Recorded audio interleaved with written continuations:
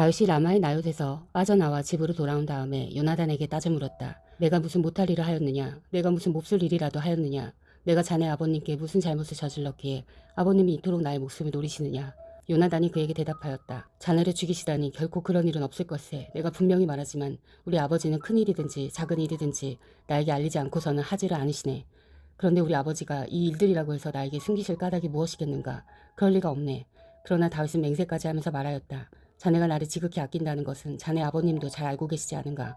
그렇기 때문에 이 일만은 자네에게 알려선 안 된다고 생각하셨을 걸세. 자네가 알면 매우 슬퍼할 테니 말세. 주님께서 살아계시니 내가 자네에게 분명히 말하겠네. 나와 죽음 사이는 한 발짝밖에 되지 않네. 요나단이 다윗에게 제안하였다. 자네의 소원을 말해보게. 자네를 돕는 일이면 무엇이든지 하겠네. 다윗이 요나단에게 대답하였다. 내일은 초하루일세. 내가 임금님과 함께 앉아서 식사를 해야 하는 날일세. 그러나 내가 외출할 수 있도록 주선하여 주게. 나가서 모레 저녁 때까지 들녘에 숨어 있겠네. 그랬다가 만일 자네 아버님이 내가 왜 안 보이냐고 물으시거든. 그때 자네는 내가 우리 고향 베들레헴으로 가서 온 가족과 함께 거기에서 매년제를 드릴 때가 되어 급히 가 보아야 한다고 말미를 달라고 해서 허락해 주었다고 말씀드려주게. 그때 자네 아버님이 잘했다고 말씀하시면 나에게 아무런 화가 미치지 않겠지만 자네 아버님이 화를 내시면 나를 해치려고 결심한 것으로 알겠네. 자네는 이미 주님 앞에서 나와 가까운 친구로 지내기로 굳게 약속하였으니 나에게 친구의 의리를 꼭 지켜주게. 그러나 나에게 무슨 허물이 있다면 자네가 직접 나를 죽이게. 나를 자네 아버님에게로 데려갈 까닭이 없지 않은가. 요나단이 대답하였다. 결코 그런 일은 없을 것세. 우리 아버지가 자네를 해치려는 결심을 한 줄 알고서야 내가 어찌 그것을 자네에게 곧 알려주지 않겠는가. 그러나 다윗은 요나단에게 물었다. 혹시 자네 아버님이 자네에게 화를 내면서 대답하시면 누가 그것을 나에게 알려주겠는가. 요나단이 다윗에게 말하였다. 자 가세. 들로 나가세. 둘은 함께 들로 나갔다. 요나단이 다윗에게 약속하였다. 주 이스라엘의 하나님이 우리의 증인이시네. 내가 내일이나 모레 이맘때에 아버지의 뜻을 살펴보고 자네에게 대하여 좋게 생각하신다면 사람을 보내어 알리겠네. 아버지가 자네를 해치려 한다는 것을 내가 알고도 그것을 자네에게 알리지 않아서 자네가 안전하게 피신하지 못하게 된다면 주님께서 이 요나단에게 무슨 벌을 내리셔도 달게 받겠네. 주님께서 나의 아버지와 함께 계셨던 것처럼 자네와도 함께 계시기를 바라네. 그 대신 내가 살아있는 동안은 내가 주님의 인자하심을 누리며 살 수 있게 해주게. 내가 죽은 다음에라도 주님께서 자네 다윗의 원수들을 이 세상에서 다 없애버리시는 날에라도 나의 지방과 의리를 끊지 말고 지켜주게. 그런 다음에 요나단은 다윗의 지방과 언약을 맺고 말하였다. 주님께서 다윗의 원수들에게 보복하여 주시기를 바라네. 요나단은 다윗을 제 몸처럼 아끼는 터라 다윗에게 다시 맹세하였다. 요나단이 다윗에게 약속하였다. 내일은 초하루이니 아버지가 자네의 자리가 빈 것을 보시면 틀림없이 자네가 왜 자리를 비웠는지 물으실 걸세. 모레까지 기다리다가 저번 일이 있었을 때에 숨었던 그곳으로 내려가서 에셀 바위 곁에 숨어있게. 그러면 내가 연습삼아 어떤 표적을 놓고 활을 쏘는 것처럼 그 바위 곁으로 화살을 3번 쏘겠네. 그런 다음에 내가 데리고 있는 종을 보내어 그 화살을 다 찾아오라고 말하겠네. 그때 내가 그 종에게 큰 소리로 너무 멀리 갔다 이쪽으로 오면서 다 주워오너라 하고 말하면 주님께서 살아계심을 걸고 맹세하겠네. 자네에겐 아무 일도 없을 것이니 안심하고 나오게. 그러나 내가 그 종에게 아직 더 가야 된다. 화살은 더 먼 곳에 있다 하고 말하면 주님께서 자네를 멀리 보내시는 것이니 떠나가게. 오직 우리가 함께 약속한 말에 대해서는 주님께서 길이길이 자네와 나 사이에 증인이 되실 걸세. 이리하여 다윗은 들녘에 숨어 있었다. 초하루가 되었을 때에 왕이 식사를 하려고 식탁에 앉았다. 왕이 언제나 하듯이 벽을 등진 자리에 앉자 요나단이 왕의 맞은쪽에 앉았고 아브넬은 사울 곁에 앉았다. 다윗의 자리는 비어 있었다. 그런데도 그날은 사울이 아무 말도 하지 않았다. 사울은 다윗에게 뜻하지 않은 일이 생겨 몸이 부정을 타서 아직 깨끗하여지지 않았는가 하고 생각하였다. 그 초하루가 지난 다음날 곧 이틀날에도 다윗의 자리가 여전히 비어있는 것을 보고 사울이 자기 아들 요나단에게 물었다. 어째서 이새의 아들이 어제도 오늘도 식사하러 나오지 않느냐. 요나단이 사울에게 대답하였다. 다윗이 저에게 베들레헴에 다녀올 수 있도록 허락하여 달라고 간곡히 요청하였습니다. 자기 집안이 베들레헴 성읍에서 제사를 드리는데 자기 형이 다녀가라고 했다고 하면서 제가 자기를 아낀다면 자기 형을 만나게 해달라고 저에게 간청하였습니다. 그래서 그가 지금 임금님의 식탁에 나오지 못하였습니다. 사울이 요나단에게 화를 내면서 소리쳤다. 이 폐역 무독한 계집의 자식아. 내가 이새의 아들과 단짝이 된 것을 내가 모를 줄 알았더냐. 그런 녀석과 단짝이 되다니. 너에게도 부끄러운 일이고 너를 낳은 내 어미를 발가벗기는 망신이 될 뿐이다. 이새의 아들이 이 세상에 살아있는 한은 너도 안전하지 못하고 너의 나라도 안전하지 못할 줄 알아라. 빨리 가서 그 녀석을 당장에 끌어오너라. 그 녀석은 죽어야 마땅하다. 요나단이 자기 아버지 사울에게 그가 무슨 못한 일을 하였기에 죽어야 합니까 하고 항의하니 그 순간 사울이 요나단을 찔러 죽이려고 창을 뽑아 겨냥하였다. 그제서야 요나단은 자기 아버지가 다윗을 죽이려고 단단히 벼르고 있다는 것을 알아차렸다. 요나단도 화가 치밀어 식탁에서 일어섰다. 그리고 요나단은 자기 아버지가 다윗을 모욕한 것이 가슴 아파서 그달에 이틀째가 되던 그날은 하루 종일 아무것도 먹지 않았다. 그 다음날 아침에 요나단은 어린 종을 하나 데리고 들녘으로 나가서 다윗과 약속한 장소로 갔다. 거기에서 요나단은 자기가 데리고 온 어린 종에게 너는 막 달려가서 내가 지금 쏘는 화살을 주워 오너라 하고 시켰다. 어린 종이 달려가자 요나단은 그의 머리 위로 화살을 쏘았다. 요나단이 쏜 화살이 떨어진 곳으로 그 어린 종이 달려가자 요나단이 그의 뒤에다 대고 소리쳤다. 아직도 덜 갔다. 화살이 더 먼 곳에 있지 않느냐. 요나단이 그 소년의 뒤에다 대고 계속 소리쳤다. 빨리 빨리 서 있지 말고 빨리 달려. 요나단의 어린 종은 화살을 쥐어다가 자기 상전에게 바쳤다. 그러나 그 어린 종은 아무것도 눈치채지 못하였다. 요나단과 다윗만이 그 일을 알았다. 그런 다음에 요나단은 데리고 왔던 그 어린 종에게 자기의 무기를 주면서 그것을 들고 성읍 안으로 들어가라고 말하였다. 그 어린 종이 성읍 안으로 들어가니 다윗이 그 숨어있던 바위 곁에서 일어나 얼굴을 땅에 대면서 3번 큰절하였다.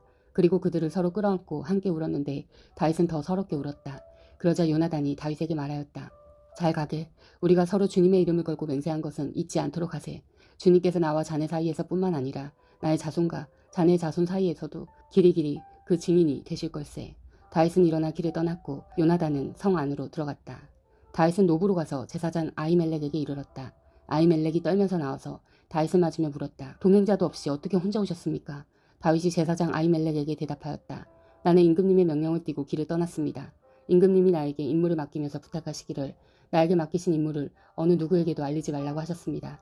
그래서 부하들과는 약속된 곳에서 만나기로 하였습니다. 그런데 지금 제사장님이 혹시 무엇이든 가까이 가지신 것이 좀 없습니까?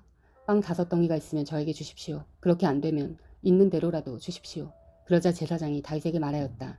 지금 보통 빵은 내게 없고 있는 것은 거룩한 빵뿐입니다. 그 젊은이들이 여자만 가까이 하지 않았다면 줄 수가 있습니다. 다윗이 제사장에게 말하였다. 원정길에 오를 때 늘 그렇게 하듯이 이번에도 우리는 2, 3일 전부터 여자와 가까이 하지 않았습니다.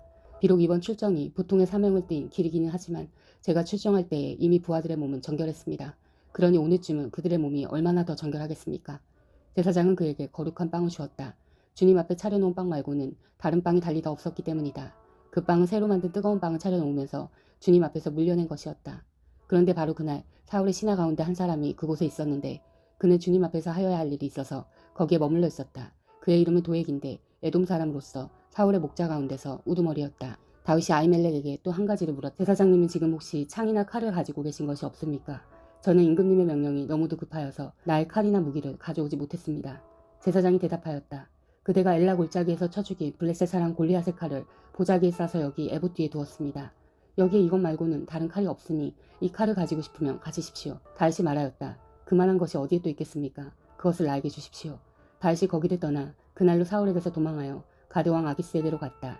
아기스의 신하들이 왕에게 보고하였다. 이 사람은 분명히 저 나라의 왕 다윗입니다. 이 사람을 두고서 저 나라의 백성이 춤을 추며 이렇게 노래하였습니다. 사울은 수천 명을 죽이고 다윗은 수만 명을 죽였다. 다윗은 이 말을 듣고 가슴이 뜨끔했다. 그는 가드왕 아기스 옆에 있는 것도 안전하지 못하다는 생각이 들었다. 그래서 그는 그들이 보는 앞에서는 미친 척을 하였다. 그들에게 잡혀있는 동안 그는 미친 사람처럼 행동하여 성문 문짝 위에 아무렇게나 글자를 끌적거리기도 하고 수염에 침을 질질 흘리기도 하였다. 그러자 아기스가 신하들에게 소리쳤다. 아니 미친 녀석이 아니냐. 왜 저런 자를 나에게 끌어왔느냐. 나에게 미치광이가 부족해서 저런 자까지 데려다가 내 앞에서 미친 짓을 하게 하느냐. 왕궁에 저런 자까지 들어와 있어야 하느냐. 다윗은 거기에서 떠나 아둘람 굴속으로 몸을 피하였다. 그러자 형들과 온 집안이 그 소식을 듣고 그곳으로 내려가 그에게 이르렀다. 그들뿐만이 아니라 압제를 받는 사람들과 빛에 시달리는 사람들과 원통하고 억울한 일을 당한 사람들도 모두 다윗의 주변으로 몰려들었다. 이렇게 해서 다윗은 그들의 우두머리가 되었는데 400여 명이나 되는 사람들이 그를 따랐다. 다윗은 거기에서 모압의 비스바로 가서 모압 왕에게 간청하였다. 내가 해야 할 일이 무엇인가를 하나님이 나에게 알려주실 때까지 나의 부모가 이곳으로 들어와 임금님과 함께 머물도록 허락하여 주시기 바랍니다. 그리하여 다윗은 자기의 부모를 모압 왕에게 부탁하였다. 다윗이 산성에 머물러 있는 동안에 다윗의 부모는 모압 왕과 함께 살았다. 그때 가시란 예언자가 다윗에게 그 산성에 머물러 있지 말고 어서 유다 땅으로 들어가라고 재촉하였다. 그래서 다윗은 그곳을 떠나서 헬렛숲으로 들어갔다. 하루는 사울이 기브와 산등성이의 에셀나무 아래에서 창을 들고 앉아 있었다. 그의 신하들은 모두 그의 곁에 둘러서 있었다. 거기에서 사울은 다윗이 부하들을 거느리고 나타났단 말을 들었다. 사울이 둘러서 있는 신하들에게 호통을 쳤다. 이 베냐민 사람들아, 똑똑히 들어라. 이세 아들이 너희 모두에게 밭과 포도원을 나누어주고 너희 모두를 천부장이나 백부장으로 삼은 줄 아느냐.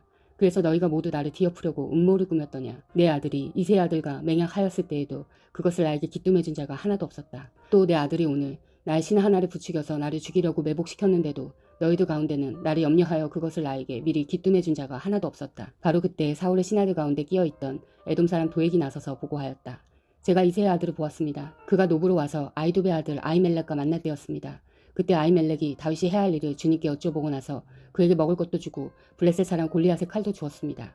그러자 왕은 아이두베 아들 제사장 아히멜렉은 물론 노베에 있는 그의 집안 제사장들을 모두 불러들였다. 그리하여 그들이 모두 왕에게로 나왔다. 사울이 호통을 쳤다. 아이두베 아들은 똑똑히 들어라. 아히멜렉이 대답하였다. 임금님 말씀하십시오. 사울이 그를 꾸짖었다. 내가 왜 이세의 아들과 함께 공모하여 나에게 맞서려고 하였느냐. 내가 왜 그에게 빵과 칼을 주고 왜 그가 하여야 할 일을 하나님께 물어서 그가 오늘날과 같이 일어나서 나를 죽이려고 매복하도록 하였느냐. 그러자 아히멜렉이 왕에게 대답하였다. 임금님의 모든 신하들 가운데서 다윗만큼 믿을 만한 사람이 누구입니까? 더구나 그는 임금님의 사위인 동시에 경호실장이며 이 궁중에서 매우 존귀한 사람이 아닙니까? 그가 할 일을 하나님께 엽줍는 일을 제가 오늘에 와서 처음으로 시작한 것입니까? 전혀 그렇지 않습니다. 임금님은 이 종이나 이 종의 온 집안에 아무 허물도 돌리지 말아주십시오. 이 종은 이런 일은 전혀 아는 바가 없습니다. 그런데도 왕은 이런 선언을 내렸다. 아히멜렉은 들어라. 너는 어쨌든 너희의 온 집안과 함께 죽어 마땅하다. 그리고 왕은 자기 곁에 둘러서 있던 호위병들에게 명령하였다. 너희는 당장 달려들어 주님의 제사장들을 죽여라. 그들은 다윗과 손을 잡고 공모하였으며 다윗이 도망하는 줄 알았으면서도 나에게 기뜸해주지 않았기 때문이다. 그러나 왕의 신하들은 손을 들어 주님의 제사장들을 살해하기를 꺼렸다. 그러자 왕이 도액에게 명하였다. 내가 달려들어서 저 제사장들을 죽여라. 그러자 에돔 사람 도액이 서슴없이 달려들어서 그 제사장들을 죽였는데 그가 그날 죽인 사람은 모시의 못을 입은 제사장만도 85명이나 되었다. 사울은 제사장들이 살던 성읍 노베까지 가서 주민을 다 칼로 쳐 죽였다. 그는 남자와 여자, 어린이와 젖먹이, 소떼나 나귀떼나 양떼를 가리지 않고 모두 칼로 쳐서 죽였다. 아이두베 손자이며 아히멜렉의 아들인 아비아달은 거기서 피하여 다윗에게로 도망하였다. 아비아달은 다윗에게 사울이 주님의 제사장들을 몰살시켰다는 소식을 전하였다. 다윗이 아비아달에게 말하였다. 그날 내가 에돔 사람 도액을 거기에서 보고서 그가 틀림없이 사울에게 고자질하겠다는 것을 그때 이미 짐작하였소. 제사장의 집안이 몰살당한 것은 바로 내가 책임져야 하오. 이제 두려워하지 말고 나와 함께 지냅시다. 이제 나의 목숨을 노리는 사람이 바로 당신의 목숨을 노리는 사람이기도 하니 나와 함께 있으면 안전할 것이오. 아멘. 사랑하는 형제자매 여러분, 주님이 곧 오십니다. 마라나타.